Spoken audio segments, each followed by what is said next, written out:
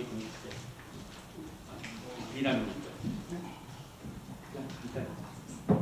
네, 안녕하세요. 저는 여기 경북대학교에서 강의를 하고 있고요. 인도에서 배단타 철학을 전공했습니다. 네, 발표를 하도록 하겠습니다. 자, 대론의 메커니즘, 브라마스토라 주석의 경우라는 제목인데요. 제가 좀 전방에 있다 보니까 이 주제가 문제인 줄 아는데, 대론인 줄 아는데 문제이더라고요. 물론 되게 비슷한 개념이지만, 그래서 일단 저희들이 대론이라는 소재를 가지고 글을 썼습니다. 그리고 주로 저기 앞에 발표하신 분들이 문제의 내용에 관해서 발표하셨다 이러면 저는 그들이 왜 그럴 수밖에 없었는지, 그런 대론을 할 수밖에 없었는지 그 이유를 좀 메커니즘을 통해서 파악해보는 그런 접근을 해봤습니다.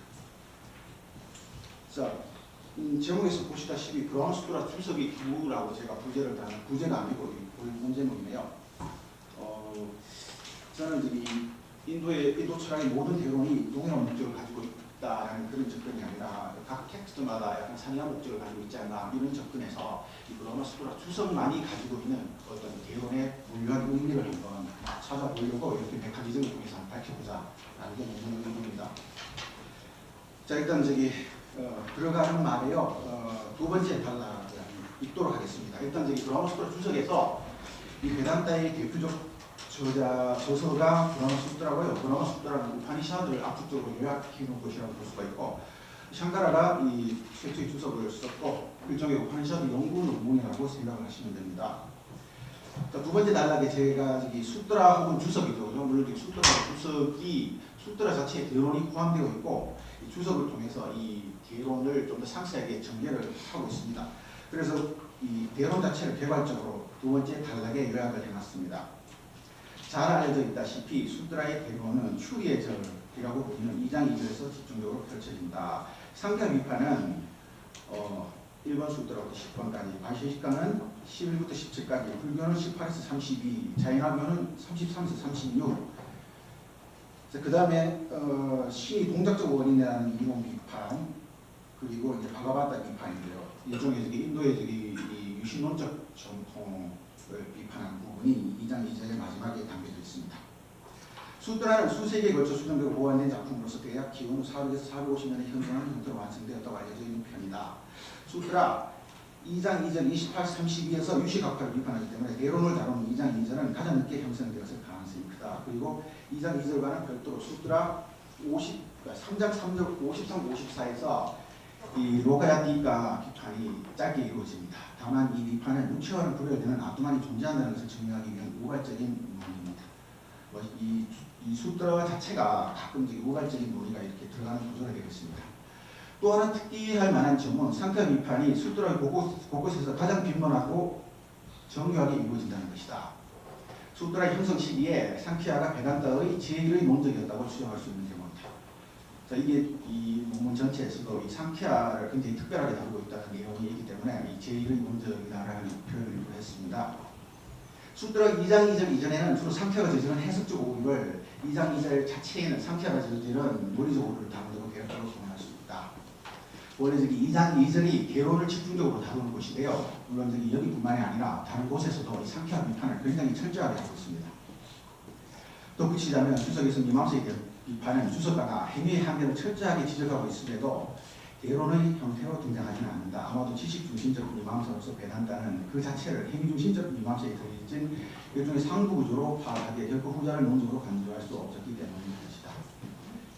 우리 지금 미망사를 사실은 저기 상당히 이 브라마스토라 주석에서 전반적으로 비판하고 있기는 하지만 미망사에 대한 대론으로서의 그런 비판은 그다지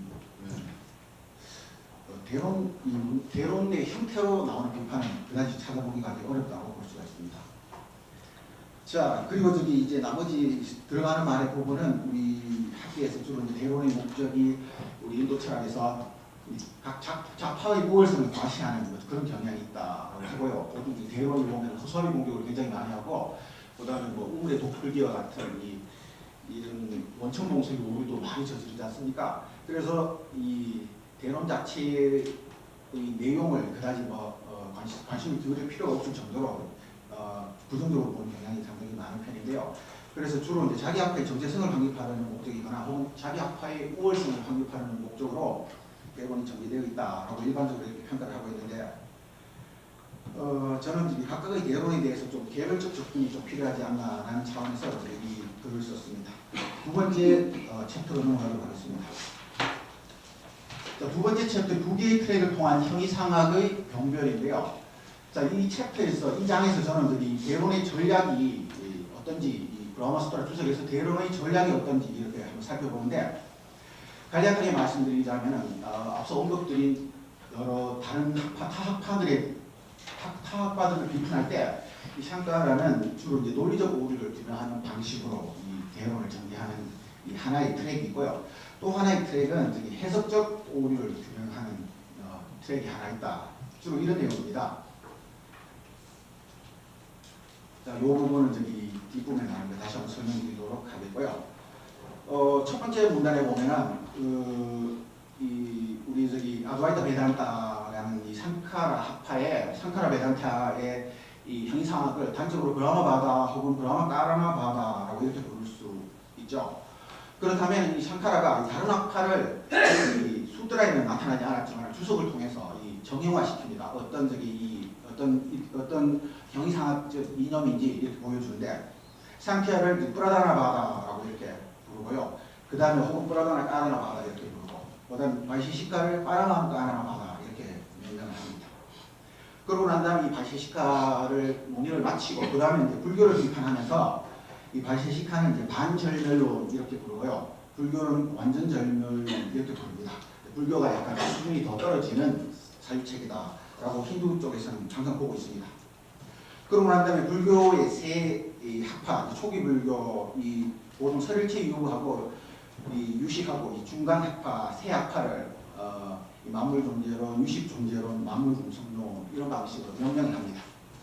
제가 이걸 이렇게 내세운 이유는 바로 이 대론 자체가 주로 형이상학에 대한 비판이고요. 그래서 이 상대의 학파를 이렇게 형이상학 어떤 형이상학적 이데올로기를 통해서 이렇게 간략화 시켜놓고 비판을 한다라는 것을 말씀드리기 위해서입니다. 마찬가지로 자이나교도 아네간타바다를 비판하고요. 그다음에 저기 이 바가바타 이 바이슈나비즘의 한 계열이죠. 이 바가바타도 형이상학을 다 비판한다 이런 말입니다. 그래서 주로 저기 샹카라가 비판하는 전략은 이 여러 학파들이 형이상학의 이런 차이를 가지고 있고, 이 형이상학이 실질적으로 수행론에 영향을 미치기 때문에 이 형이상학 비판을 주로 한다라고 제가 저기 그 다음에 이야기를 하고 있습니다. 이 논문의 내용은 주로 뭐냐면 이 샹카라가 저기 2장 2절을 시작하면서 이렇게 하는데요. 이 자기 학파 이론만 확립하면 되는 것이지 타학파 비판하는 것은 상대의 반감만 계속 불러일으키는데 왜 타학파를 자꾸 비판하느냐, 오히려 그게 되게 실효성이 없지 않느냐 이런 질문을 던집니다. 그러면서도 결론적으로 이렇게 얘기를 하는데요. 이 상대 학파 이론이 워낙 정교하기 때문에요. 혼동의 일들을 준다 이 말이죠. 그래서 상대 학파의 이론이 참된 지식과 굉장히 유사하기 때문에 이 참된 지식과 이 참되지 않은 지식, 거짓된 지식을 혼동을 방지하기 위해서 이런 대론이 반드시 필요하고요. 그리고 이 참된 지식의 베단타의 길만 반드시 따라야만 해탈이 가능하고, 다른 거짓된 지식은 해탈이 불가능하다는 식으로 이야기를 하죠. 그래서 결국 뭐냐, 베단타의 형이상만 참된 지식이고 유일하게 해탈의 길이다라는 것을 전제하고 있는 셈입니다. 자, 저기 제가 이 책자를 못 봐서 페이지가 안 맞을 수가 있는데, 이 논문 다음에요. 요컨대로 시작하는 게 몇 페이지인가요? 요컨대로 시작하는 그 부분을 좀 읽도록 하겠습니다. 요컨대 주석에서 대론은 형이상학의 비교 검토를 통해 베단타의 형이상학과 상대이론의 형이상학 사이에서 일어날 수 있는 혼동을 방지함으로써 양자를 변별하는 것에 1차적인 목적을 둔다. 아마도 주석이 2장 2절이 가장 늦게 증거된 것도 이러한 목적을 이루는 동기가 일정 부분 작동했기 때문일 것이다. 특히 형이상학을 변별하기 위해서는 논리의 역할이 중요하다. 형이상학은 이론의 정합성 또는 논리의 정합성을 바탕으로 구조되기 때문이다. 그래서인지 주석가는 2장 2절에서 성언을 거의 인용하지 않은 즉 논리만으로 상대이론의 형이상학을 논파하려고 했습니다. 2장 2절을 따르카바다라고 추리의 절이라고 특별하게 부른 이유가 2장 2절에는 거의 저기 우파니샤드 즉 계시서의 논리를 인용하지 않은 채 오직 논리만으로 상대이론을 논파합니다. 그래서 논리적 오류를 찾아내죠. 또 또한 상대 이론의 결합을 증명하는 데 규율법을 적극 활용한다. 물론 주석가는 주석 전체에 걸쳐 규율법을 상대 이론의 부정합성을 증명하는 데 매우 빈번하게 사용하지만 논리가 중심인 2장 2절에서 더 빈번하게 사용한다. 결과적으로 주석가는 주석에서 자기 형이상학의 정합성과 상대 형이상학의 부정합성을 증명함으로써 불교식으로 말해 자립 논증과 규율 논증을 모두 사용함으로써 양자를 분별하고 전자의 오물성을 적극 드러내두고 하는 셈입니다. 자, 여기까지는 이제 논리적 오류라는 하나의 틀에 관해서 이제 설명을 드렸습니다.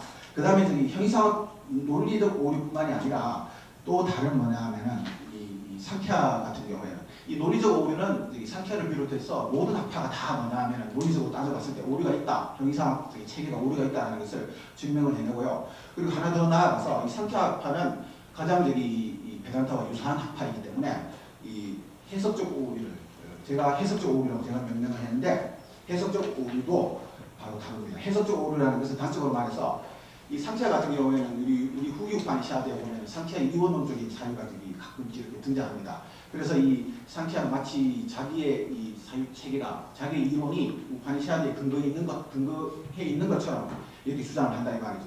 그래서 이 걔네들의 상쾌하의 이론을 따져보면 결코 이 성원에 즉 우파니샤드에 근거해 있지 않다라는 것을 증명하는 겁니다. 그래서 이것을 제가 이제 해석적 오류다라고 이야기를 했습니다. 자, 그렇다면 왜 우리가 이 주석가가 즉 샹카라가 이 두 개의 트랙, 즉 논리적 오류하고 해석적 오류라는 이 두 가지를 규명하려고 했을까라는 것을 제가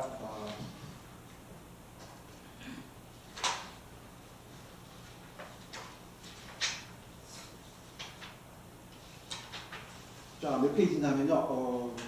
예, 마지막 단락이네요. 예, 71쪽입니다. 71쪽.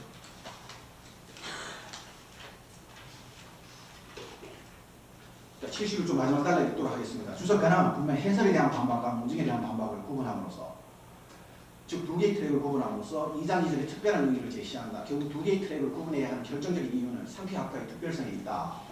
즉 상쾌학파만이 유일하게 그럴듯한 베단타 문장에 의한 채로 자체의 형이상학을 전달하고 있기 때문에 해석적 오류를 규명하면 대론이 전개되는 것이다. 이와 같이 추론의 형이상학을 펼치는 상쾌학파는 추리의 영역에서도 성언의 영역에서도 계시의 형이상학을 펼치는 베단타의 최대 라이벌로서 지나치게 유사하기 때문에 베단타와 차별화하지만 차별화할 수 있을 만큼 차이점도 있으므로 대론의 주요 상대로 등장합니다. 제가 이런 명명하는 것을 좀 좋아하는 스타일이라서 이 추론의 형이상학, 계시의 형이상학 이런 명명을 한번 해왔습니다.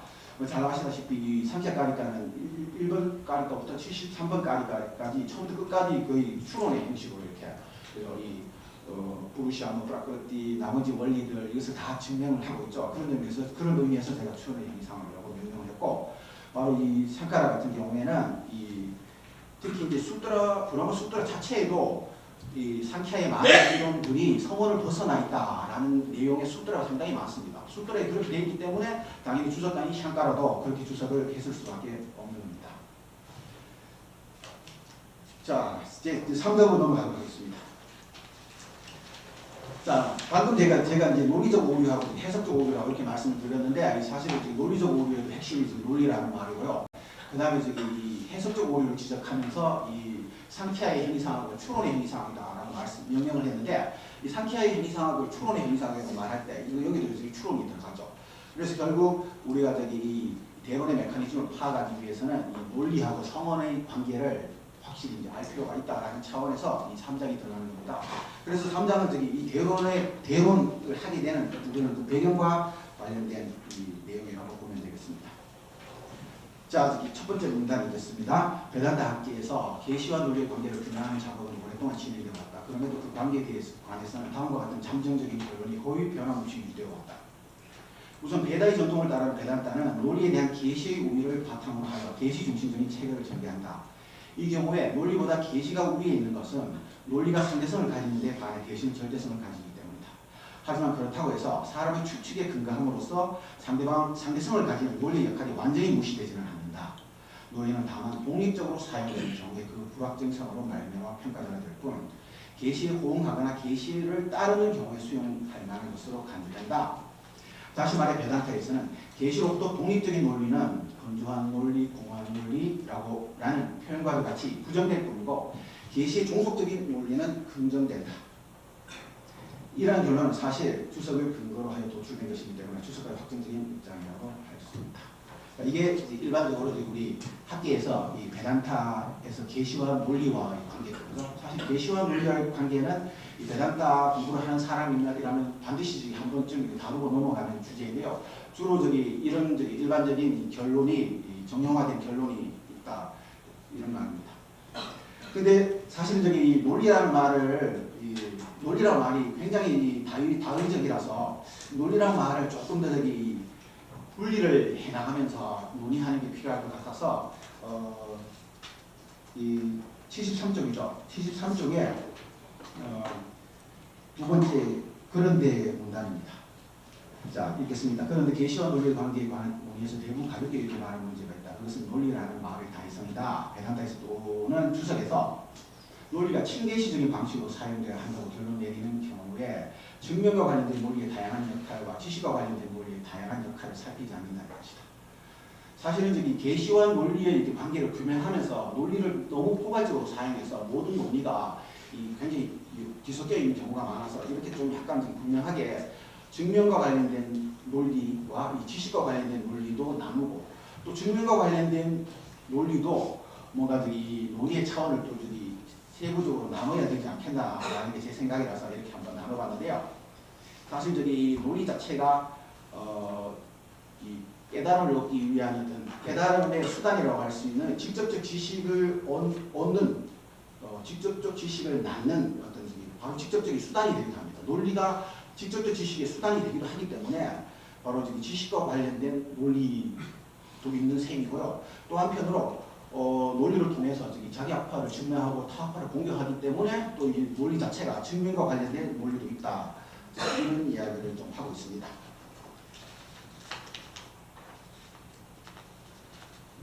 자, 이 3장과 관련해서는 3장과 관련해서는 나중에 박인길 선생님께서 요약을 워낙 잘 해놓으셔서 제가 발표하는 것보다 아마 나중에 우평을 보시면 아마 더 잘 이해해 주실 것 같아서 이 마지막 문단을 읽고 넘어가도록 하겠습니다. 76쪽에 마지막 문단이 있습니다. 주석가에게 초논리적 성언의 절대성은 모두 비판의 초석이다. 주석의 대론에서처럼 형이상학적 개성과 관계하여 이견이 발생할 때 추리가 작동하는 것은 지극히 당연하다. 그런데 주석가는 성언의 절대성에 근거하는 추리 또는 추론을 통해 상대 형이상학의 논리적 오류를 지적한다. 또한 성언의 절대성에 근거하여 상태의 추론의 형이상학이 성언을 벗어난다는 점을 통해 해석적 오류를 지적한다. 후자의 경우 상쾌한 베단타와 달리 자체 형이상학을 논증하는데 결코 성언을 몸으로 삼을 수 없다는 의미이기도 하다. 만약 이러하다면 과연 주석가는 그저 표면적으로 대론을 펼치기 쉬운만 할 뿐 자신의 형이상학을 무비판의 성역으로 만드는 무비판적 정통주의자에 정하지 않는 것일까? 이런 질문에 대해서 확실하게 답하기는 무척 어렵다. 다만 추론을 수용하는 것이나 추론의 형태를 수용하는 것을 궁극적으로 철학자들의 형이상학적 전제들에 의존한다는 점을 받아들인다면 그가 계시의 형이상학을 비판의 도구로 삼는 것을 단지 부정적으로 볼 수만은 없다. 그리고 무제한으로 펼쳐질 수 있는 논리를 통해 문제를 해결하기가 쉽지 않다는 현실적인 입장을 적용한다면 일방적으로 주어지는 것을 받아들이는 그의 태도를 조금이나마 수긍할 수 있을 것이다. 더 나아가 논리라는 말에 복합적인 의미를 고려하면서 증명과 관련된 논리를 떠나 지식과 관련된 논리를 염두에 두는 경우 그가 어떤 의도에서 논리의 상대성과 성언의 절대성을 수용하는지 더 잘 이해할 수 있을지도 모른다. 이는 꼭 부문적인 관점에서 대론의 의의를 새롭게 규명할 수 있는 열쇠가 될지도 모른다. 자, 이 부분까지는 주로 이 증명과 관련된 이 논리가 사실 이렇게 작동하고 있다. 그 정도의 내용을 제가 봐도 좀 지루하게 이렇게 다뤄놓은 것 같고요. 그 다음에 4장에서는 약간 이 논리가 수행론 혹은 구원론과 관련해서 굉장히 특별한 의미를 가질 수 있다라는 가설 하나를 제가 한번 제시해 보는 겁니다. 그래서 이 어떤 논리를 포함한 이 대론 자체가 일종의 베단타의 예비 담론의 역할을 할 수 있다라는 그런 내용이고, 바로 이 베단타의 이 예비 담론으로서의 이 대론은 그 자체가 일종의 수행적 활동이다라는 내용을 쓰고 있습니다. 자, 읽어보도록 하겠습니다. 주석에서 논리와 성언의 관계를 엄밀하게 따져보는 경우에 논리의 영역에 속하는 대론이 이론적 체계 확립이나 수행의 목표 달성을 위해 그다지 큰 역할을 하지 않는다고 피상적으로 생각할 수 있다. 주석에서 성원의 역할이 절대적일 뿐만 아니라 종속적인 논리가 적극적으로 그 어떤 역할을 맡는 것이 쉽지 않기 때문이다. 하지만 실질적인 측면에서 논리가 특정한 역할을 실행하듯이 대론도 특정한 역할을 실행할 수밖에 없다. 무엇보다도 증명과 관련된 논리는 앞서 논의했다시피 그것이 성원에 의해 승인되는 방식을 따르는 경우에 일종의 뭐냐면 성원에 호응하는 논리인 경우에 이렇게 보셔도 됩니다. 배단다의 형이상학이 상대 이론의 형이상학보다 우월하다는 것을 증명함으로써 이론적 체계 확립을 위해 중요한 역할을 한다.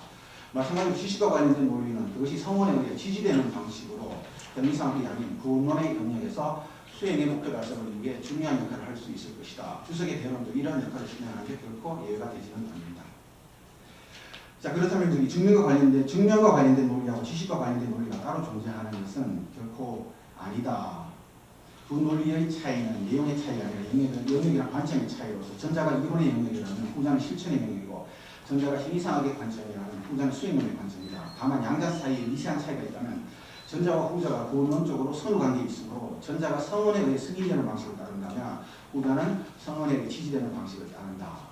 논리는 성원에 의해 승인되는 과정 속에서 수행론과 관계하여 상대적인 독립성을 확보하지만 지속적으로 성원에 의한 지지를 필요로 하는 것이다. 주석에서 대론의 경우를 예로 들자면 브라만주의와 프라다나주의라는 형이상학의 대결에서 논리는 성원에 의해 승인되는 브라만주의를 확립하는 과정에서 브라만에 대한 오해와 이해를 규명함으로써 브라만에 대한 지식을 가능케 하기도 한다. 그리고 그 과정에서 그 논리는 브라만을 지지하는 계시문장, 감정적인 계시문장 등에 의해 지속적으로 지지된다. 요컨대 계시에 따르는 사유와 논리의 불가분적인 관계로부터 계시가 논리를 승인하는 과정과 논리 속의 계시가 논리를 지지하는 과정이 동시에 발생하는 것이다. 물론 증명과 관련된 논리가 모조리 지식과 관련된 논리로 되는 것은 아니다. 전자 가운데 보완으로 의도된 것, 수단으로 적용할 수 있는 것 등이 후자로 될 수 있을 뿐이다.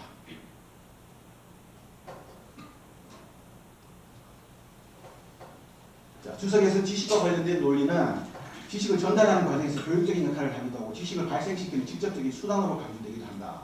전자에 대해서는 굳이 예시를 제시할 필요조차 없을 정도로 주석 자체에서 논리가 교육적 보완으로 사용되는 사례는 허다하다. 어쩌면 수트라가 주석의 모든 논증들은 브라만에 대한 흥미와 관심을 유발하기 위한 적극적인 장치일지도 모른다. 다만 좀 더 좁은 의미에서 교육적 보완이라는 것은 의도성을 내포함으로 그 구별이 쉽지는 않겠지만 주석가가 교육적 의도를 가진 채로 제시하는 논증만으로 한정할 수도 있을 것이다. 이와 같이 논리는 지식의 발생을 위한 교육적 보완으로 수용하는 것이 정당한 까닭은 심지어 추리는 계시서 자체에서도 보조적인 것으로 인정되기 때문이다. 더 나아가 논리는 교육적 보완을 넘어서서 직접적 지식 또는 직각을 얻는 데도 중요한 수단이다. 다음과 같은 발언을 통해 이 점을 확인할 수 있다. 자, 우리 지금 베단타의 3단계 수행론이 문사수라고 알려져 있습니다. 저는 이것을 듣기, 숙고하기, 명상하기 이렇게 표현을 하는데요. 그래서 이 듣기 단계에서도 이 직접적인 암 혹은 직접적 지식이 가능하고 또 숙고하기 단계에서도 가능하고 명상하기 단계에서도 가능하고 샹카라는 직접적으로 이야기를 하죠. 물론 후대 베단타에 가게 되면은 이거 단계로 해석을 해갖고 좀 체험주의 성향이 좀 강해져서 듣기가 반드시 단계적으로 숙고하기를 거치고 또 명상하기를 거쳐야 된다라는 이 해석이 주류가 됩니다만은 샹카라 같은 경우에는 이 심지어 숙고하기의 중요성을 굉장히 많이 강조하고요. 그래서 샹카라의 수제자라고 할 수 있는 수레스와라 같은 경우에는 이 숙고하기와 관련된 내용이 거의 대부분을 차지할 정도로 굉장히 중요합니다. 자, 그래서 바로 숙고하기 자체로도 직접적 반응을 도출할 수 있기 때문에 숙고하기 그 자체를 논리와 등지시킵니다. 그래서 이 논리가 이 지식과 관련된 이 논리의 역할은 바로 이 수행론적으로 굉장히 중요하다라는 이야기를 제가 하고 있습니다.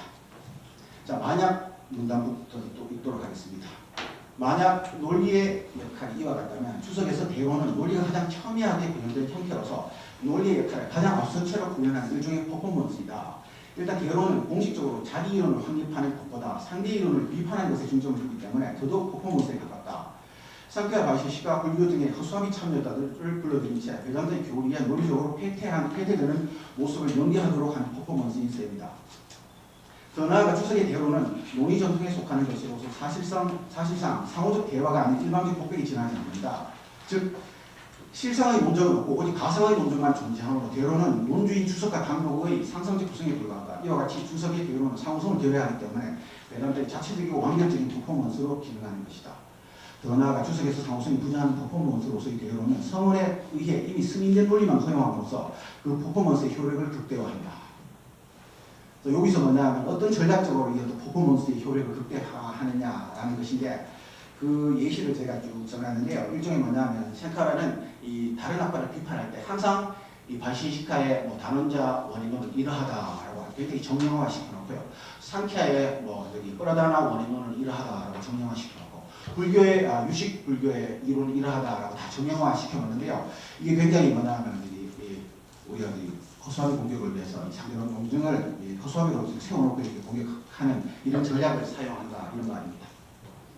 또 하나는 우리 이 주석의 아주 주요 기법이죠. 아띠데샤라고 하는 연장적용 확대 적용인데요. 이 한 학파를 집중적으로 공격한 다음에 이 학파와 유사한 이론을 주장하고 있는 다른 학파에도 그 공격의 내용이 적용된다라고 이렇게 확대 적용, 연장 적용하는 것이죠. 이것도 마찬가지로 뭐냐 이 약간 상대 이론을 폐퇴시키는 일종의 하나의 방법론이다라고 볼 수가 있습니다.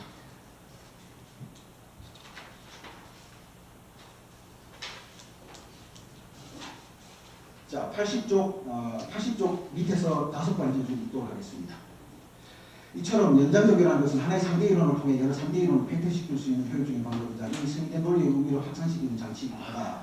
결국 주석의 대로는 상대에게 그저 필연적인 논적의 역할만을 맡긴 채 마치 모노드라마처럼 논주 혼자서 이미 승인된 것을 확인하고자 하는 작업이다. 다만 이 작업이 주석과 개인의 차원이 아니라 학파 차원의 퍼포먼스라는 점은 망각하지 말아야 한다. 이와 같은 공간에서 베단타 담론에서 대로는 우연적인 것이 아니라 필연적인 것이라고 강조해야만 한다. 만약 대론이 우연적인 것을 지나지 않는다면 그 자체로 무의미한 담론일 수 있지만 대론이 결코 무의미한 담론이 아니다. 비록 주석가가 대론의 본질이 상대 이론의 부정에 있다고 말할지라도 주석가가 실제로 이렇게 말을 하죠. 하지만 대론은 전체적인 퍼포먼스이기 때문에 실질적으로는 상대 이론보다 자기 이론과 더 밀접하게 관련된다. 그래서 대론은 자기 이론을 중거로 삼아 상대 이론을 비판하는 논증이라기보다 상대 이론을 참조사항으로 삼아 자기 이론을 확립하는 논증에 더 가깝다. 상대 이론을 참조사항으로 삼지 않을지 자기 이론을 확립하는 것보다 더 강하게 자기 이론을 확립한다. 자기 이론을 강하게 확립하는 대론은 무의미한 담론으로 존재하지 않고 베단타의 예비 담론으로 존재한다.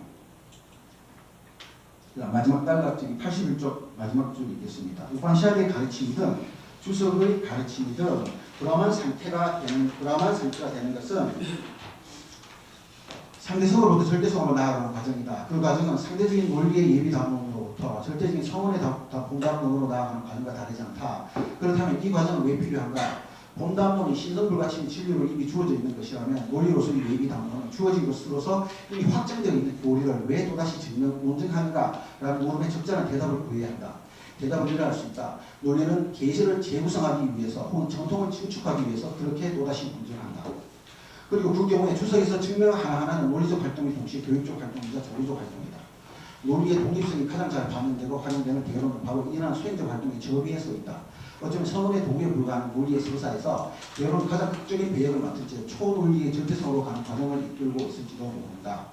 자, 나오는 말에 첫 번째 문장을 읽도록 하겠습니다. 만약 샹카라의 주석에서 정해되는 대로의 목적을 독립적으로 밝히는 것이 합당하다면 그 목적은 성원을 정당화하고 성원을 강화하는 것에 있다고 결론 내릴 수 있다. 비록 대론에서 상대 이론이 형식적으로 존재할지라도 주석의 대론은 오직 자기 학파를 위해 기획된 고도의 논리 퍼포먼스이기 때문에 자기 학파의 우월성을 확보하거나 전제성을 확인하는 것이 그 최종적 목적일 필요는 없다. 대론은 외부적으로 상대를 비판하는 목소리가 아니라 내부적으로 자신을 확신하는 목소리이기에 그저 학파 예측의 활동이 지나지 않는다.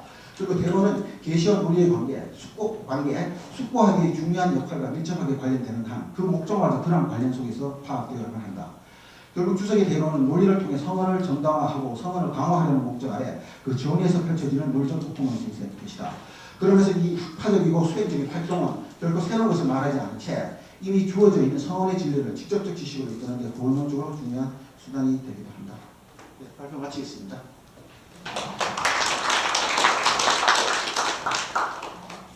수고하셨습니다.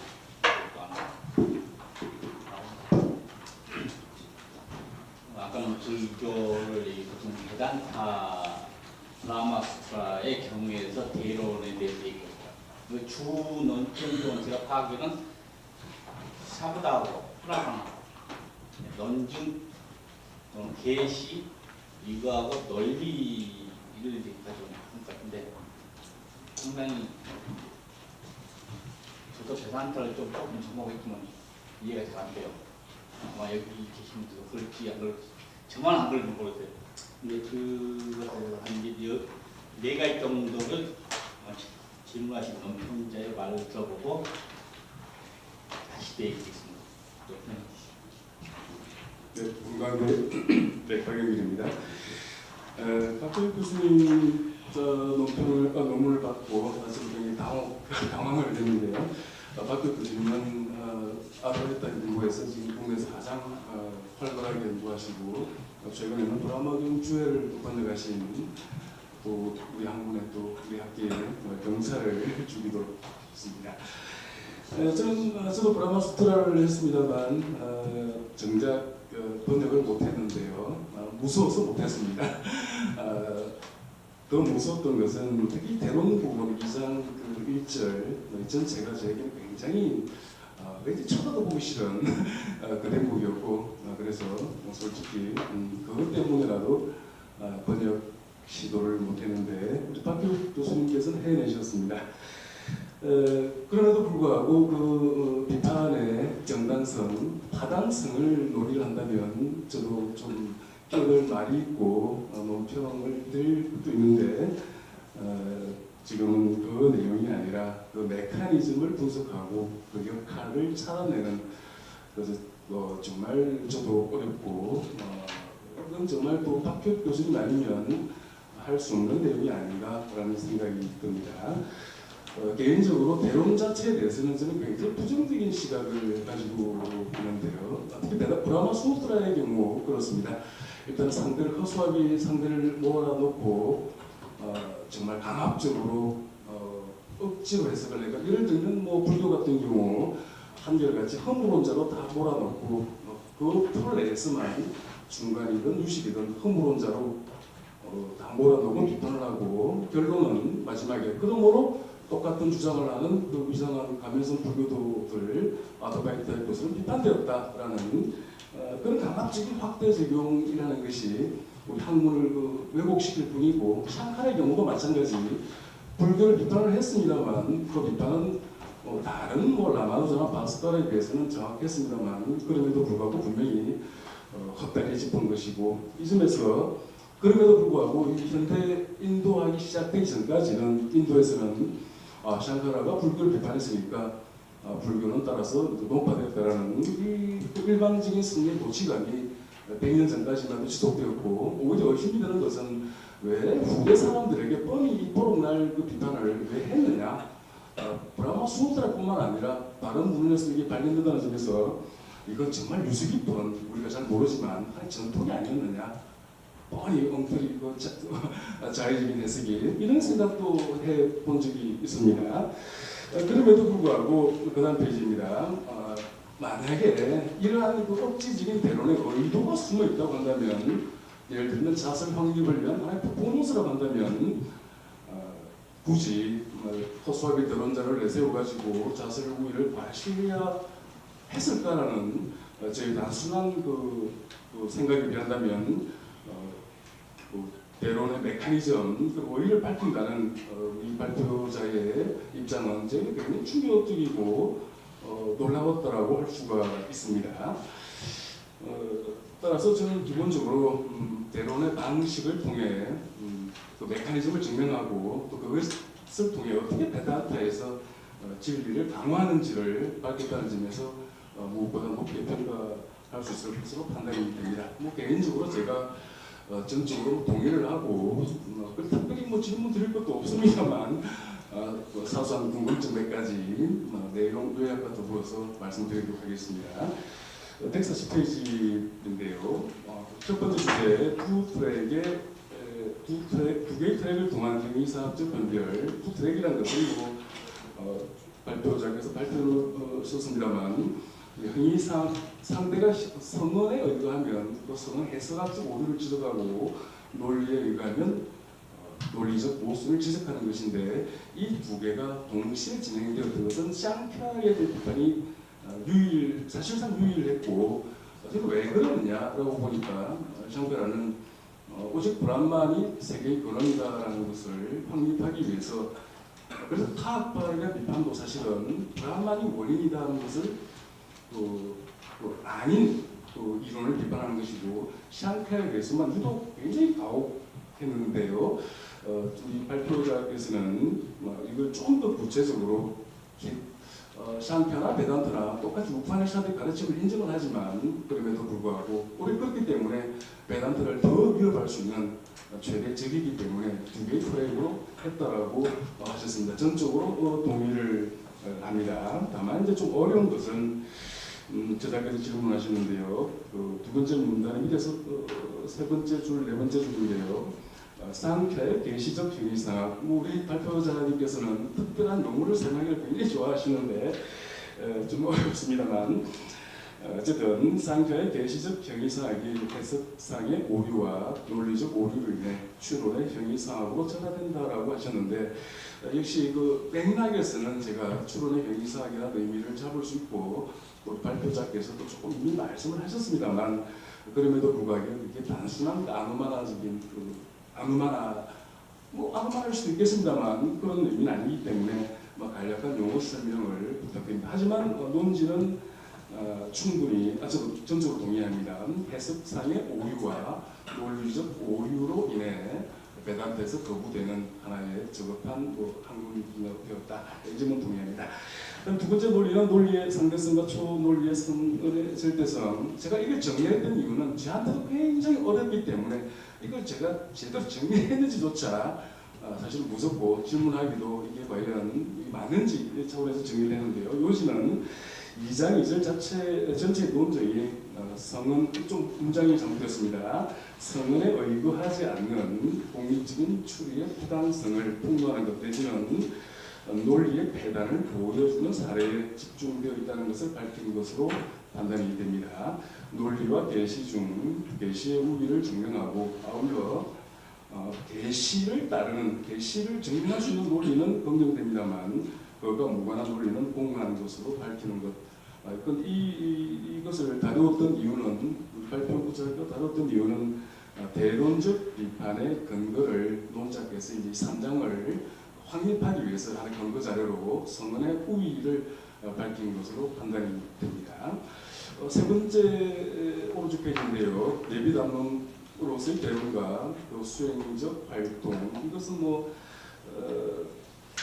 해탈을 추구하는데 참된 지식만 필요하지 왜 상대를 비판할 필요가 있느냐라는 샹카라의 의문과 답변에 대한 하나의 제자의 답변이 되지 않을까 생각합니다. 물론 혼동을 방지하기 위해서 또 변별하기 위해서 이렇게 답변을 했습니다만 우리 발표자님의 요지는 성은이 우위에 있지만 승인된 논리는 존중되어야 한다는 것이고 바로 그것으로서 진행되는 타학파에 대한 비판은 즉 맞춤형 비판은 결국 자수를 위해 기획된 퍼포먼스이고 이 퍼포먼스라는 것은 목적이 반드시 있는데 그것은 상대를 흠집내기 위해서가 아니라 자기 자신을 확신시키는 내적인 활동의 일환 또는 발표자님 표현에 따르면 본 담론으로 이끄는 예비 담론 더 나아가서는 법적인 교육수단, 흥미를 불발시키는 적극적인 장치 이런 것을 밝힌 후에 그 과정에서 이제 발표자님께서는 그 과정에서의 증명 하나하나가 논리적 활동이자 교육 활동이고 종교적 활동이다로 요약을 하고 있습니다. 물론 이제 저는 종교적 활동에 대해서 약간 의문을 지겠는데 역시 이것도 발표자님께서 사실 말씀하신 것 같아요. 후대 베단트에서는 하프터 요가를 받아들이고 수행 체계 또는 순서대로 이렇게 문사 수단계로 나가는데 샹카라에서는 그 자체도 숙고하기 자체도 하나의 종교적 활동이다라고 저자께서 이미 답변을 하신 것 같습니다. 마지막 질문을 그러면 하나 드리겠는데요. 조금 주제와는 벗어났습니다만 베단트 이성과 계시의 문제는 정말 끝없는 내용이었고 특히 전통주의자로서의 샹카라 성전의 우위를 배달을 가장 우선시하고 계시를 우위에 두는 샹카라임에도 불구하고 다음과 같이 계시서를 부정하는 내용도 발견이 됩니다. 물론 이제설의 입장에서 브라마르타의 관점에서 또는 비아바라 관점에서 샹카라 이제설을 정하기 때문에 해설할 수도 있습니다만 하지만 게시의 역할과 관련해서 다음과 같은 인문물을 한번 보겠습니다. 제가 급하게 한 손을 그렇습니다만 하지만 모든 것이 아트만일 때 수행을 통해서 자기가 바로 해탈을 했을 때 그때 무엇을 보겠느냐라는 등등으로 해탈의 상태에서는 지각이 없다는 것을 말한다. 그런데 이제 반문하기를 지각이 없다면 계시서 또한 존재할 수 없다는 과실이 떨어지는 게 아니다. 우리가 보고 줬다면 배다도 없는 게 아니냐, 배다도 있는 것 없는 것과 무슨 차이가 있겠느냐라고 반문하니까 답변은 그렇지 않다. 그때는 배다도 없다는 것이 타당하기 때문이다. 왜냐하면 인용을 합니다. 그때라는 것은 이제 해탈의 상태라는 게 그다음 단에서 드러납니다만 해탈의 상태에서는 아버지도 아버지가 아니다 라는 말로 시작해서 배다들도 배다가 아니다 로 끝나는 문구에서 알 수 있듯이 우리들 해탈의 상태에서는 배다도 존재하지 않는다는 것을 인정한다. 이 점은 전통주의자, 우리 발표자는 표현에 의하면 반이성주의자, 전통주의자, 배다를 우선시하는 이성보다 계시를 우위에 두는 샹카라이지만 여기서는 계시에 대한 관점이 조금 다르게 드러나는 게 아니냐라는 입장에서 좀 이 질문은 이따가 삼겹살 구워 먹을 때 해도 됩니다만 질문도 할 것도 없고 해서 이거 개인적으로 궁금한데 해서 질문 드렸습니다. 네. 박영길 선생님의 평이 있습니다. 답변을 짧고 명확하게 해주십니다. 일단 요즘 제가 주제를 바꿔 글 쓰기가 너무 어려웠어요. 이 대우로 문제 이걸 주제로 잡고 글을 쓰니까 굉장히 어려웠습니다. 제 스스로도 뭔가를 쓰긴 써야 되는데 이 발표문을요. 그래서 참 힘들었다는 점을 밝히고요. 사실은 제가 그 이전에 작업했던 내용을 이것저것 좀 엮기도 하고 그래서 이렇게 하나의 이 글을 완성을 했는데 좀 제 스스로도 참 명확하지 않은 부분이 좀 있는 것 같습니다. 일단은 샹키아를 제가 추론에 행사하고 명명한 것은 일단 제가 명명을 했지만 이 샹카라가 이 샹키아 철학의 기본적으로 추론을 바탕으로 해서 즉 뭐냐 우리 이 아볍다 혹은 프라크르티 프라다나로 불리는 거죠.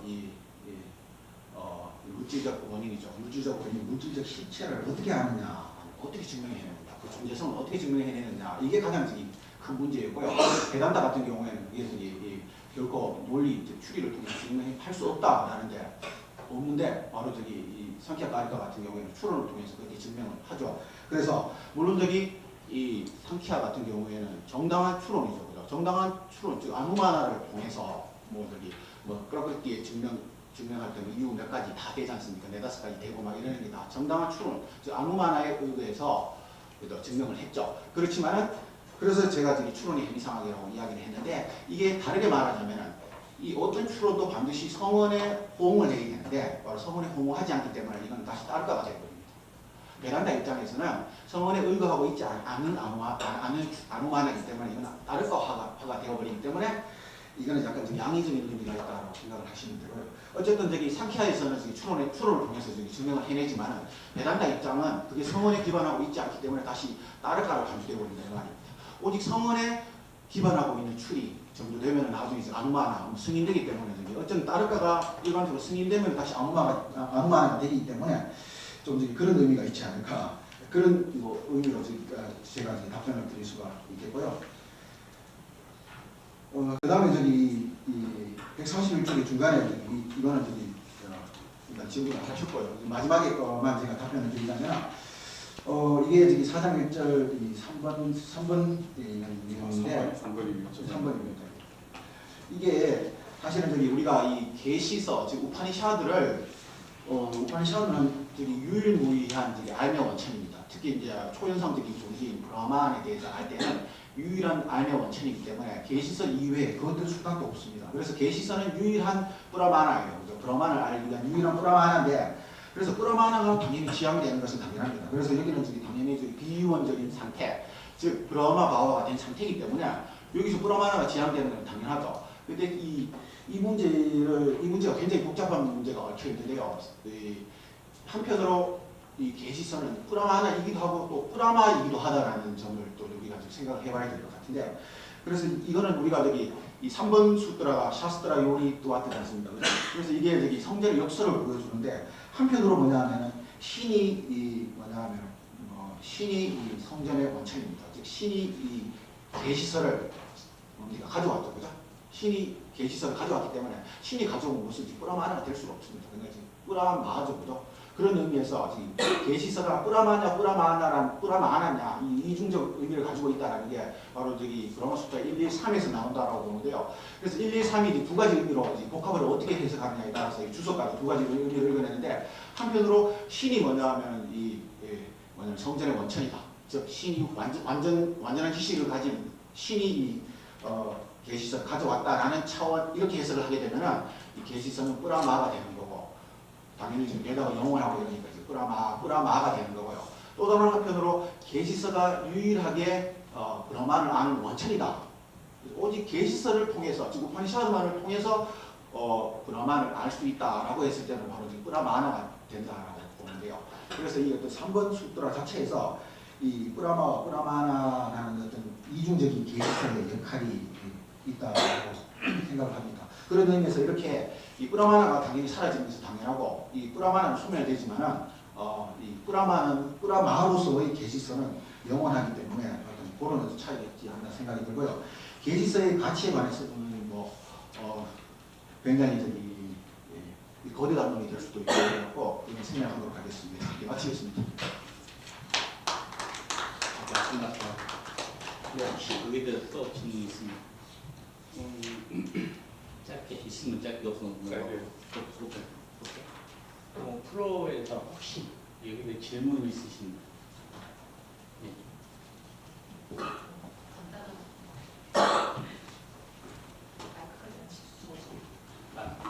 네, 안녕하십니까. 저 동국대학교 인도철학과 석박사 통합과정 6학기제 선우라고 합니다. 너무 어렵고 따라가기 어려운 주제를 발표해 주시는 박교욱 교수님하고 박영길 교수님의 논평을 잘 들어봤는데요. 두 분께서 베단타에 대한 전공이시고 이러한 논문의 주제를 소화하실 수밖에 없다라고 하면 이 논문을 읽는 입장에서 보면은 용어에 대한 통일을 좀 해주시면 어떨까 이 생각이 들어가지고요.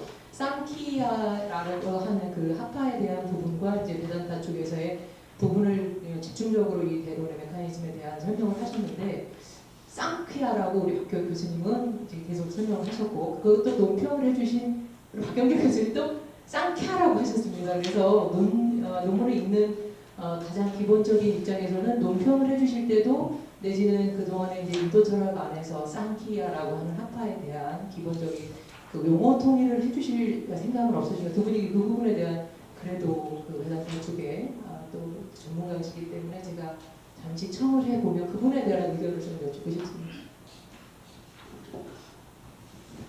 오늘은 정승석 교수는 쌍키아, 네. 박 교수는 쌍크야, 이 박 선생님은 쌍키아. 저도 쌍키아입니다. 다 다른 표기가 다르고 이거 귀에 들리기도 다른가 봐요. 그렇게 이해해 주시고 간단히 해주세요. 네, 저는 일관성만 지키면 된다라고 생각하는 입장인데, 굳이 제가 고집하는 표기 방식을 고집할 생각은 없지만요, 일관성만 지키면 된다고 생각하는데, 저 같은 경우는 세미보울인 야, 와, 라 이것을 똑같이 표기를 해야 된다고 보는 겁니다. 그래서 끄야, 끄와, 끄야가 이렇게 발음 표기 똑같이 되어야 된다고 보는 입장입니다. 세미보울 네 가지가 똑같이 끄야, 끄와, 끄라 이렇게 표현된다고 보기 때문에, 그것은 이하라고 우리나라의 보통 표기법 그걸 한글학계 이런 이하로 하는 표기법보다는 이 세미보울이라는 이 산스크리트 알파벳의 특성을 그대로 반영해야 된다는 입장이기 때문에 크야 이렇게 일반적으로 하고 있습니다. 쌍키아 저는 한 소리 인도에서 잠시 계신 공모도 우리 박 교수는 인도에서 그렇게 발음하거든요. 제가 봤을 때 그 발음이 맞아요. 네. 근데 이제 우리 또 정승석 교수는 또 특이하게 고집이 있어요. 저희들은 중간이다. 근데 어느 보니까 쌍키아 제일 주제가 많은데 이번 하시고 일단 두 분 열심히 발표해 주시고 열심히 발표해 주시고 두 분 박수로 맞. 그리고 보니까 아직